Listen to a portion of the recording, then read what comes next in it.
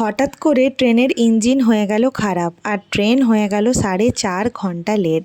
আর আমরা কতটা বিপদের মধ্যে পড়েছিলাম সেটাই শোনাবো আজকের পুরো ব্লগটাতে। হাই এভরিওয়ান, তোমরা সবাই কেমন আছো? আমি খুব ভালো আছি। আজকের দিনটা যেদিন ছিল সেদিন আমি বেলদা থেকে কলকাতা ব্যাক করছিলাম। যথারীতি ট্রেনের টাইম ধরে আমি স্টেশনে পৌঁছে গেছি। আর বাইরে এত রোদ গরম, কোনো সানস্ক্রিন আর পাউডার কিচ্ছু কাজ দিচ্ছিল না। ট্রেন যদিও রাইট টাইমেই ছিল, ট্রেন ঢুকেও গেছে বেলদা স্টেশনে। চলো এবার সিট খুঁজে ট্রেনে বসা যাক। বেশ ভালোই যাচ্ছিল ট্রেনটা। ঠিক হাওড়া ঢোকার 2 কিলোমিটার আগে হয়ে গেল ট্রেনের ইঞ্জিনটি খারাপ। আর সেই ইঞ্জিনটা ঠিক করতে লেগে গেল 4.5 ঘন্টা। হাওড়া ঢুকতে 4.5 ঘন্টা আমাদের অলরেডি লেট হয়ে গেল।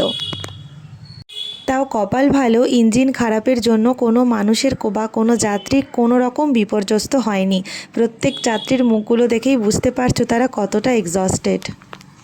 কেউ কোনো বিপদের মধ্যে পড়েনি। অ্যান্ড ফাইনালি 4.5 ঘন্টা পর আমাদের ট্রেন ছাড়তে চলেছে। অনেক যাত্রী নেমে হাঁটা দিয়েছিল, কিন্তু আমি হাঁটবো না বলেই ট্রেনে বসেছিলাম। তারপর সিগন্যাল পেয়ে ট্রেন তার গন্তব্যস্থলে পৌঁছলো। শান্তির নিঃশ্বাস ছাড়লাম। তারপর দেখতেই পাচ্ছ ট্রেনটা আস্তে আস্তে করে যাচ্ছে। কপাল ভালো, ভগবানের দয়ায় অনেক দূর হতে পারতো জিনিসটা, কিন্তু কিছুই ঘটেনি কারোর সাথে। সবাই সুস্থ আছে আর সবাই ভালো আছে। ঝোড়ো কাকের মতো জাস্ট অবস্থা হয়ে গেছিলো। এক পাওয়ার হাঁটার ক্ষমতা ছিল না, গরমে এতটাই কষ্ট পেয়েছি। তাই সোজা বুক করে নিয়েছিলাম একটা র্যাপিডো বাইক। আর সেই বাইকে করে চলো এখন বাড়ির পথে যাওয়া যাক। বাড়ি গিয়ে ফ্রেশ হয়ে একদম শান্তিতে একটা শ্বাস নেব। এতটা লেট হবে ভাবতেই পারিনি। খিদে তৃষ্ণায় মানে জীবন যেন পুরো শুকিয়ে আসছিল।